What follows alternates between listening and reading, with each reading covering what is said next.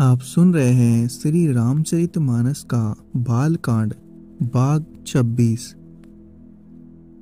श्री राम जी और लक्ष्मण जी मुनि के साथ चले। वे वहां गए जहां जगत को पवित्र करने वाली गंगा जी थी। महाराज गादी के पुत्र विश्वामित्र जी ने वह सब कथा कह सुनाई जिस प्रकार देव नंदी गंगा जी पृथ्वी पर आई थी। तब प्रभु ने ऋषियों सहित गंगा जी में स्नान किया। ब्राह्मणों ने भांति भांति के दान पाए। फिर मुनि वृंद के साथ वे प्रसन्न होकर चले और शीघ्र ही जनकपुर के निकट पहुंच गए। श्री राम जी ने जब जनकपुर की शोभा देखी तब वे छोटे भाई लक्ष्मण सहित अत्यंत हर्षित हुए। वहां अनेकों बावलियां, कुएं, नदी और तालाब है जिनमें अमृत के समान जल है और मणियों की सीटियां बनी हुई हैं। मकरंद रस से मतवाले होकर बोरे सुंदर गुंजार कर रहे हैं। रंग बिरंगे बहुत से पक्षी मधुर शब्द कर रहे हैं। रंग रंग के कमल खिले हैं। सदा सब ऋतुओं में सुख देने वाला शीतल मंद सुगंध पवन बह रहा है। पुष्प वाटिका, फुलवारी, बाग और वन जिनमें बहुत से पक्षियों का निवास है, फूलते फलते और सुंदर पत्तों से लदे हुए नगर के चारों ओर सुशोभित है। नगर की सुंदरता का वर्णन करते नहीं बनता। मन जहाँ जाता है वही लुभा जाता है। सुंदर बाजार है, मणियों से बने हुए विचित्र छज्जे है, मानो ब्रह्मा ने उन्हें अपने हाथों से बनाया है। कुबेर के समान श्रेष्ठ धनी व्यापारी सब प्रकार की अनेक वस्तुएं लेकर दुकानों में बैठे हैं। सुंदर चौराहे और सुहावनी गलियां सदा सुगंध से सींची रहती है। सबके घर मंगलमय है और उन पर चित्र कड़े हुए हैं जिन्हें मानो कामदेव रूपी चित्रकार ने अंकित किया है। नगर के सभी स्त्री पुरुष सुंदर, पवित्र, साधु स्वभाव वाले, धर्मात्मा, ज्ञानी और गुणवान है। जहाँ जनक जी का अत्यंत अनुपम निवास स्थान है, वहाँ के विलास को देखकर देवता भी स्तंभित हो जाते हैं। कोट को देखकर चित चकित हो जाता है, मानो उसने समस्त लोगों की शोभा को घेर रखा है। उज्जवल महलों में अनेक प्रकार के सुंदर रीति से बने हुए मणिजड़ित सोने की जरी के पर्दे लगे हैं। सीता जी के रहने के सुंदर महल की शोभा का वर्णन किया ही कैसे जा सकता है। राजमहल के सब दरवाजे सुंदर है जिनमें वज्र के किवाड़ लगे हुए हैं। वहाँ राजाओं, नटों, मगधों और बाठों की भीड़ लगी रहती है।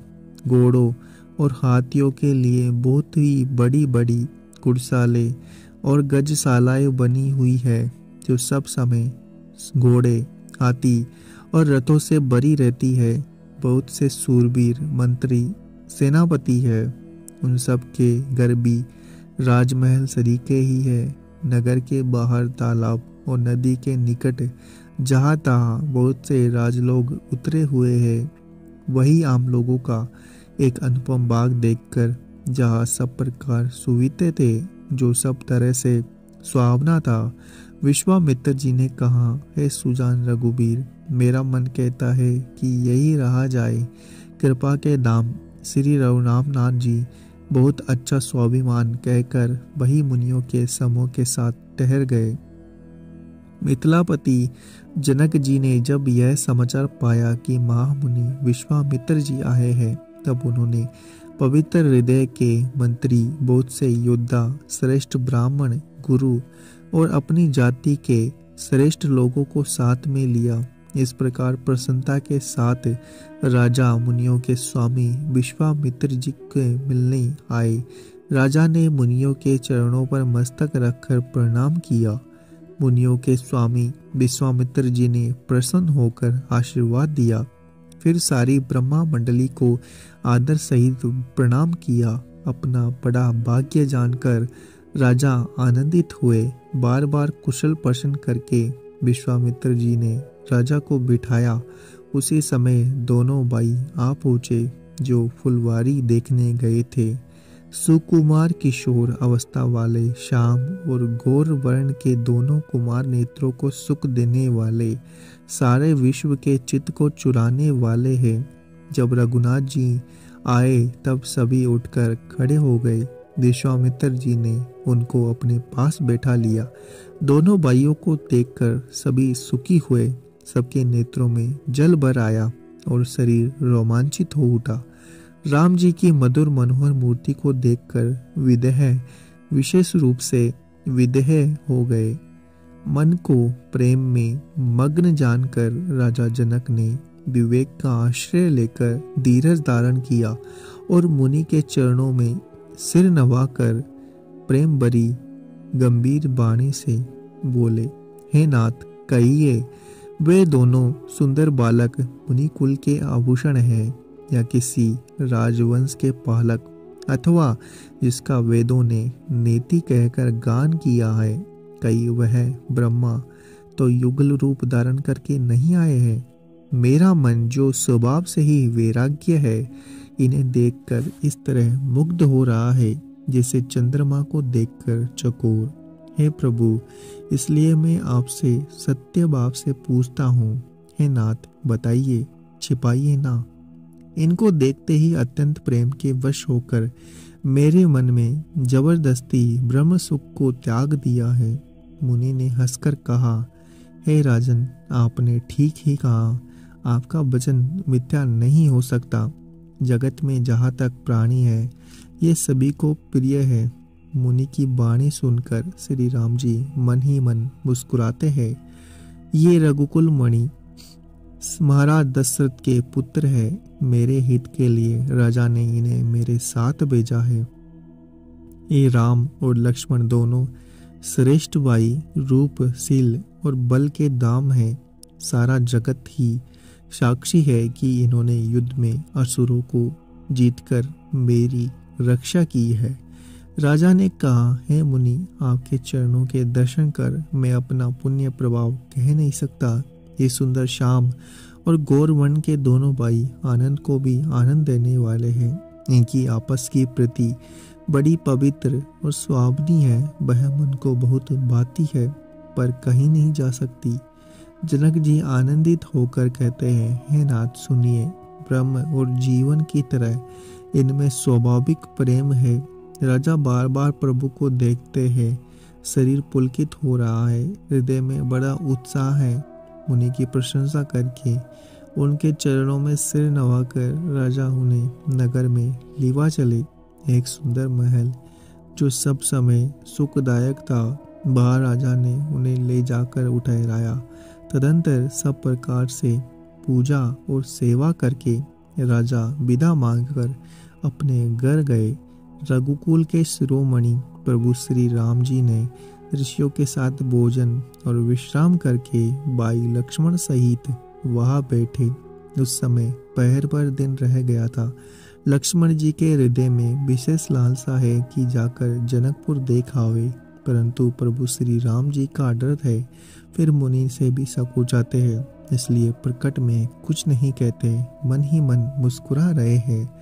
अंतर्यामी श्री रामचंद्र जी ने छोटे भाई की मन की दशा जान ली। तब उनके हृदय में भक्त वत्सलता उमड़ पड़ी।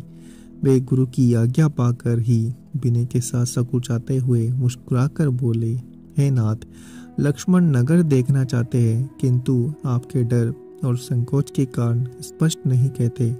यदि आपकी आज्ञा हो तो मैं इनको नगर दिखाकर तुरंत ही वापस ले आऊं। यह सुनकर मुनीश्वर विश्वामित्र जी प्रेम सहित वचन कहे, हे राम, तुम नीति की रक्षा कैसे ना करोगे? हे तात, तुम धर्म की मर्यादा का पालन करने वाले और प्रेम के वशीभूत होकर सेवकों को सुख देने वाले हो। सुख के निदान दोनों भाई जाकर नगर देखाओ। अपने सुंदर मुख दिखाकर सबके नेत्रों को सफल करो। सब लोगों के नेत्रों को सुख देने वाले दोनों भाई मुनि के चरण कमलों की वंदना करके चले। बालकों के झुंड इनके सौंदर्य की अत्यंत शोभा देखकर साथ लग गए। उनके नेत्र और इनकी माधुरी पर लुभा गए। दोनों भाइयों के पीले रंग के वस्त्र है, कमर के पीले दुपट्टे में तरकस बंधे हैं, हाथों में सुंदर धनुष और बाण सुशोभित है। श्याम और गौर वर्ण के शरीरों के अनुकूल सुंदर चंदन की खीर लगी है। सांवरे और गोरे रंग की मनोहर जोड़ी है। सिंह के समान गर्दन है, विशाल भुजाएं है। चौड़ी छाती पर अत्यंत सुंदर राजमुक्ता गजमुक्ता की माला है। सुंदर लाल कमल के समान नेत्र है। तीनों तापों से छुड़ाने वाले चंद्रमा के समान मुख है।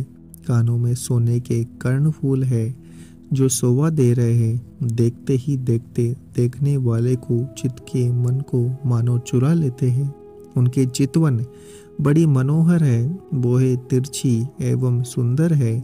तिलक की रेखाएं ऐसी सुंदर है मानो मूर्तिमती शोभा पर मुहर लगा देगी।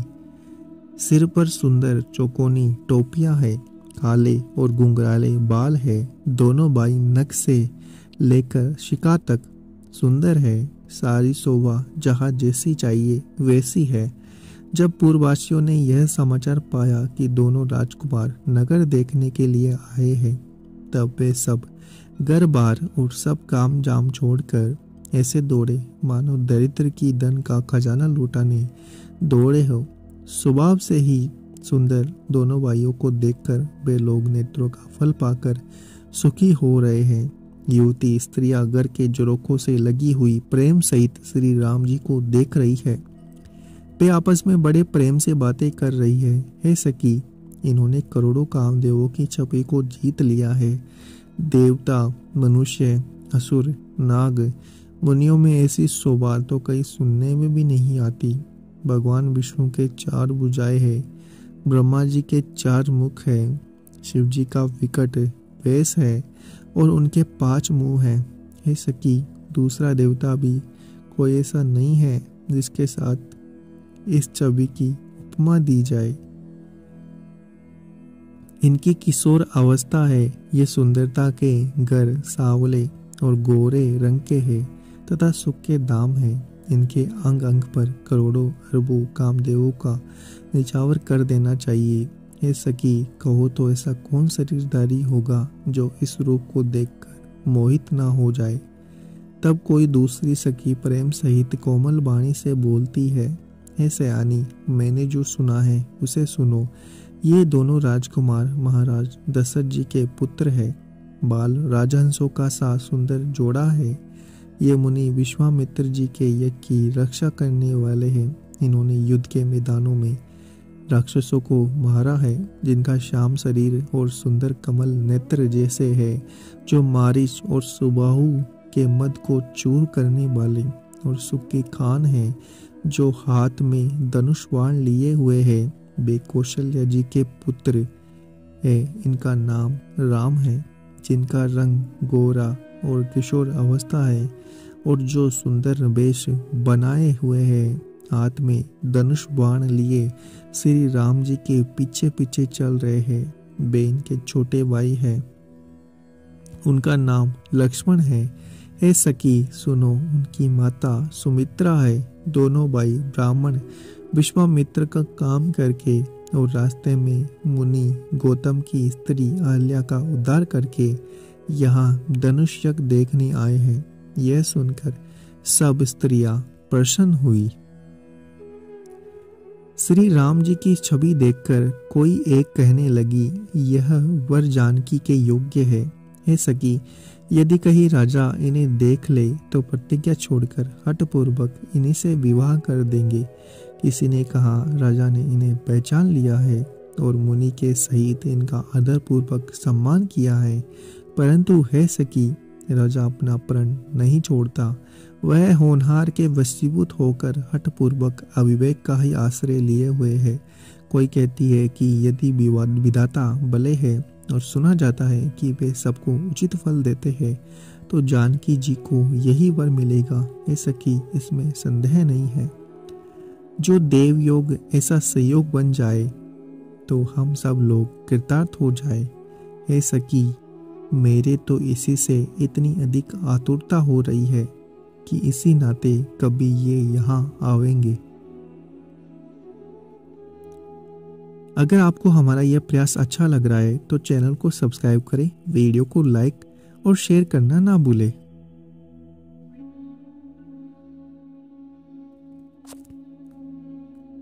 आप सुन रहे हैं श्री रामचरितमानस का बालकांड भाग 26। श्री राम जी और लक्ष्मण जी मुनि के साथ चले। वे वहां गए जहां जगत को पवित्र करने वाली गंगा जी थी। महाराज गादी के पुत्र विश्वामित्र जी ने वह सब कथा कह सुनाई जिस प्रकार देवनंदी गंगा जी पृथ्वी पर आई थी। तब प्रभु ने ऋषियों सहित गंगा जी में स्नान किया। ब्राह्मणों ने भांति भांति के दान पाए। फिर मुनि वृंद के साथ वे प्रसन्न होकर